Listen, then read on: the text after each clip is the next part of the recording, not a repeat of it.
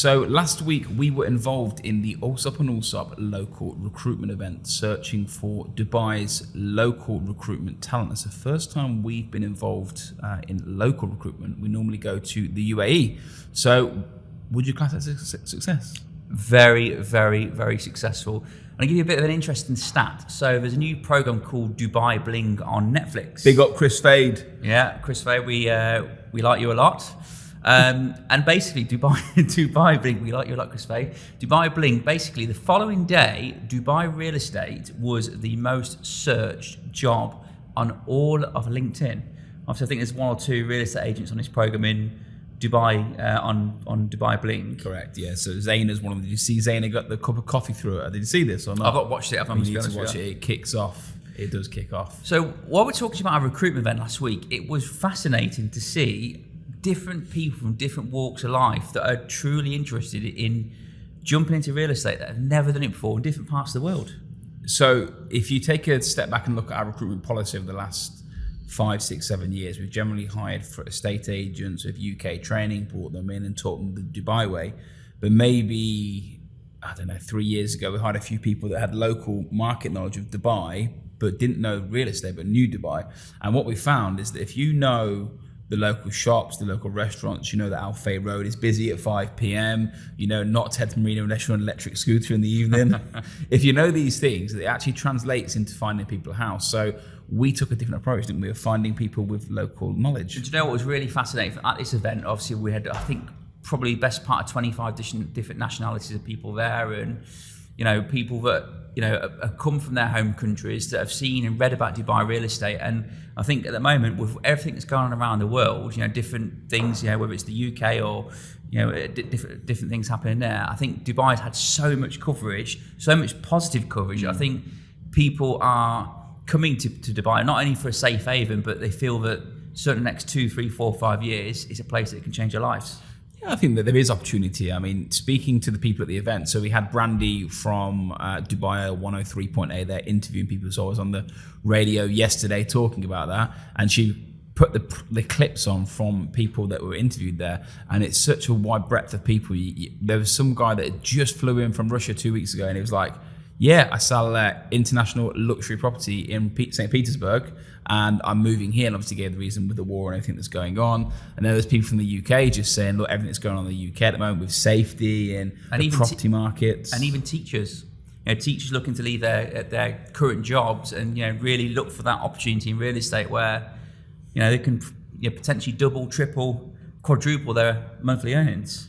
So my question I've got for you, if anyone's watching this, listening to this, what is it you think that we need to be looking for when we're recruiting? What is it that you think makes someone special? Right. There are 3 things that I believe it takes to hire a really successful real estate agent.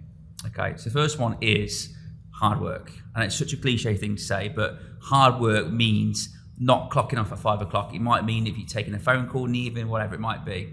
So hard work is an absolute prerequisite. The second one is sacrifice. So when you're coming into this environment, the sacrifice could be not going home to see kids being bathed at night. It could be giving up your weekends. It could be missing a holiday or an anniversary. Things that you potentially have to miss because this job is 24/7. Yeah. And if you don't pick up the phone or you don't do that, someone else will. There are 2 things. And the last thing I think is risk. So in life, in general, we don't take a risk. I don't think success, big things or success comes. I think, hard work, sacrifice, and risk are 3 key elements of what we look for. What is very advantageous in someone being successful in real estate is someone that's got a winning track record. And that's, again, it's such a wide thing to say, but someone who's been involved in competitive sports, someone who's been involved in a sales job before. But ultimately, it's very difficult to measure. Someone's a good human being. Someone that it has the interest of the client and not just the sale.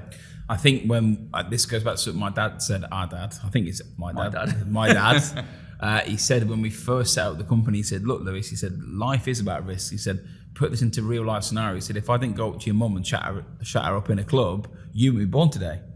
And that's as crazy as it gets. Now, I remember when I first met George and my wife, I literally the same thing. I went up and spoke to her, and the byproduct of that has been 2 amazing kids and a marriage, and that's a massive risk. I know it sounds crazy, but going up and talking to someone in the club and saying, "Hi, how you doing?"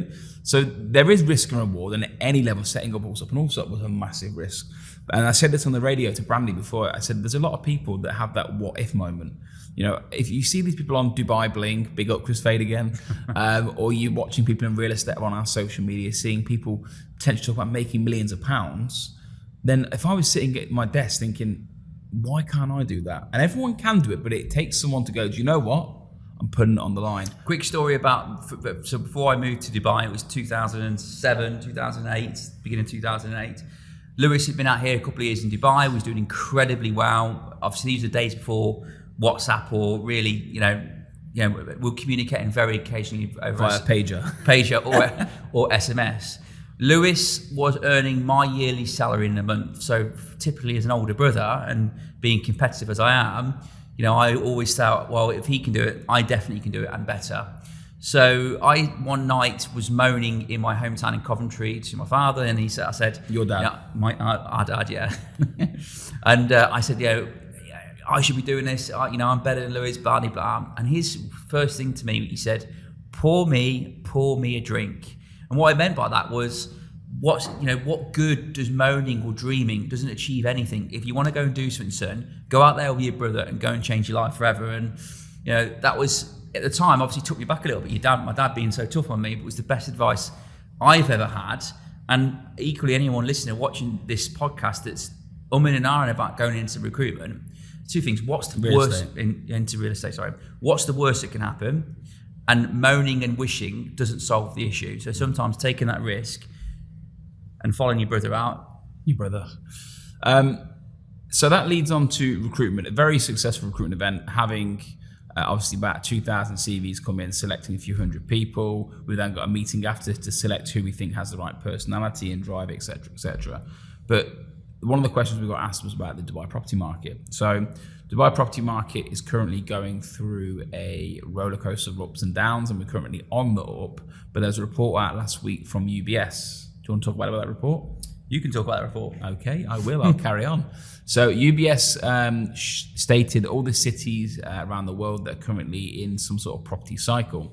And the main thing that come out of the Dubai is still officially classed as fairly valued, which fairly valued means that it's close to being undervalued, which is crazy with the amount of obviously growth it's had over the last few years. It's just showed the major dip it hit in 2014. Well, I seen the report, and I think, if from memory serves me right, Dubai in terms of value for money is outside the top 20 or just around 20th. Yeah. So if you compare all of the top cities around the world, Dubai is outside of the top 20 or just inside the top 20 for value for money. So I think there's a lot of headroom in terms of growth. I think obviously the plan for 2040, I feel like the city will become even more attractive in the next 17 years. Yeah. Is that what it is, 17 years? Yeah, 17 years to 2040. Oh, wow. Yeah, so it'll come around quicker than we think. How old are you in 17 years? You'll be... 17 years, I will 53. You will be 53? No, I'll be 48... 55. Oh my God, that's retirement age. You get a golden visa. Congratulations. So yeah, I think there's a lot of headroom for to grow. And one of the questions were people asking about the market was, people were a bit dumbfounded in their home countries. People come from someone from the US, Russia. They were confused why Dubai market was so buoyant, but their home countries were starting to see declines. Do you want to just touch a little bit on that? Obviously, I think we touched on our last podcast, and I did talk about it on the event, but obviously just to follow up on the recruitment event. Dubai is an entrepreneurial city, isn't it, really? So when the rest of the world really it started to, I suppose, crumble in the nicest way of putting it, you've seen that Dubai put initiatives in place to make sure that in the entrepreneurial spirit it has, that it would capitalise on potentially people moving here. Because Dubai's growth is based on people moving here. That's the main thing. Yeah. So over the last, let's say 2 years, reforms from visas, the golden visas, the retirement visas. So they've now got flex visas. They've got something they've never heard of in my life. 100% ownership of businesses, which we've formerly done on our business. So there's all these different initiatives to keep people in the country and keep people living here long term, the retirement. So they're watching that cycle. And I think it's important to know, if you look at Dubai as a city, Dubai has never had VAT till last year. So all that money going back into the country, and then you've got corporation tax coming in next year. All this type of investment coming in, 9% corporation tax on business in the UAE, is going back into the city to continue to rebuild. So the actual revenue this city is getting and the people coming here, it makes it such an exciting opportunity. In terms of what's ahead for the property market, I think the big difference with the rest of the world and here is there is a lot of liquidity, a lot of cash in the marketplace. Yeah. So unlike the rest of the world where typically you'll find 95% mortgages as a norm, here to get a mortgage you're talking a minimum 20% deposit to even enter the marketplace. So the interest rate rises we don't think have had as much of an impact as it has, let's say in the US or even in the UK. I think a big thing here, if you're buying a house, and this is, if you buy a house in the UK, generally because your values are a little bit higher and people's salaries are a lot lower, especially after tax, people have in the UK to buy with two names. Yeah. A lot of people here just buy in one name. So effectively what you're going to see in the market happen with interest rates going up, they need to find ways to make sure they can buy the house they want to buy.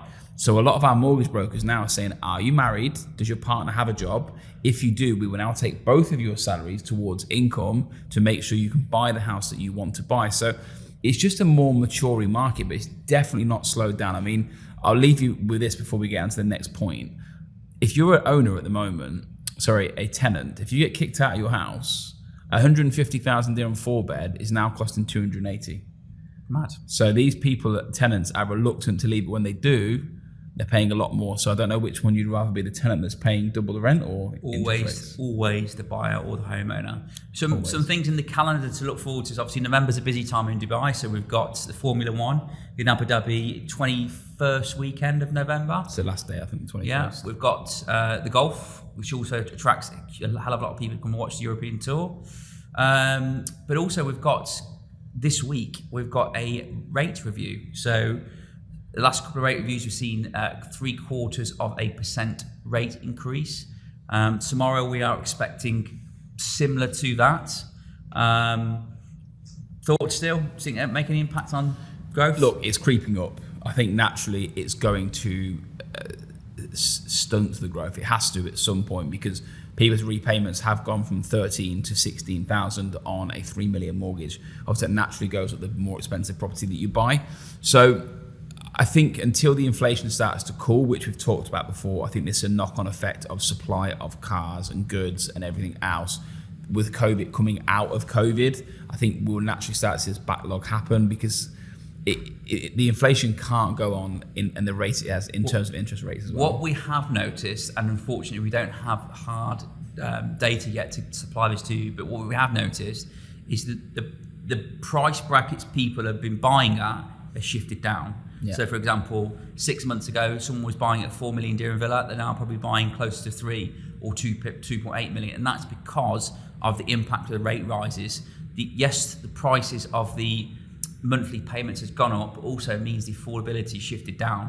So if your monthly payments go up, it means what the banks are allowing you to lend is also less because your financial commitments are higher. So we've noticed that across the board, particularly between the 2 to 7 million dirham range, we're seeing people shift down in price span. So I don't think, and again, I don't think the luxury market will ever be affected at this level.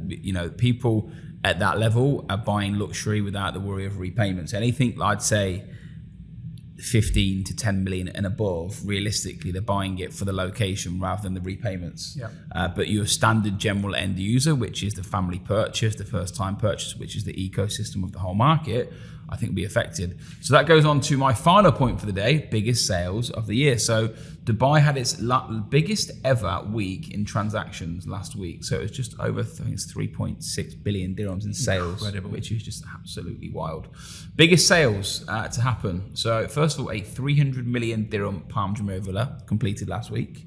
I think the name of the buyer was actually disclosed to the press, and that guy went on to buy another villa, which I guess hasn't transferred yet, for 650 million, wow, which is the biggest villa, most expensive villa ever in Dubai, and it's the tip villa on the Palm, which means the fronds, the end of the frond, you literally own the whole end of that frond, where you have 4 or 5 villas potentially put together, overlooking the natural seawater. And if you know the Palm Jumeirah, you pay more money as you go more and more out because this natural seawater becomes more. So someone has bought the Enfron Villa, which is a super plot for massive money. Then you've got 130 million in somewhere called Island 2, which we don't know where that is. But finally, 86 million dirhams paid for the World Islands. Whilst we talk about the Palm and the World Islands, we've got pretty big landmark moments. Handovers of the Royal Atlantis residency are starting to hand over in the next 60, 90 days. Yesterday, they had their building completion certificate come through, which means they're going to get 100% completion on their REST app, which means that they can start to move owners into their properties, i.e. me. And what do we think that's going to do price-wise? Obviously, from a homeowner, you want it to jump up, but for me, I can't see it going anywhere but go up because it's just, what a development that is. Yeah, I mean, look, it is amazing. I mean, there's going to be more super projects like this coming up, but I'm just not sure to what level. I look at the Six Sense on the Palm. I've seen the new one, the Beach House by Ellington. The Palm is actually, in all honesty, taken a major jump up in terms of super luxury. Like really, really amazing developments coming up. But I think they just fix the traffic though. I can't help that, mate. Unfortunately, you have to get your boat back and forward. So I do believe that the Palm as a whole will continue to dominate the market with the resort like the Atlantis, with these villas on the Palm being built, with the custom villas being built on the sea. The Dubai has, you know what Dubai has a massive lack of seafront villas because there's not enough seafront land available to build on. Yeah, and I think that's why Till Al Gaff have built their own lagoon. Why not? Build it and they will come. And Damak as well. Yeah. Before we wrap things up, bit of a shameless plug. So Allsopp and Allsopp, we have next year, we have a plan to hire within the next 3 years up to 1,000 people in the business total. If you are looking to get into real estate, by all means, love to talk to you. If you're not looking to get into real estate, if you didn't know, Allsopp and Allsopp also has a recruitment company. So we hire for lots of different firms, airlines, banks, and we can help put you into other jobs, other industries. So feel free to reach out, comment. I might as well give a plug. Holiday homes business is near 100% occupancy due to the World Cup. So if you do have a holiday home, give us a call. Give us a call. Cheers, guys. Thank you. Bye.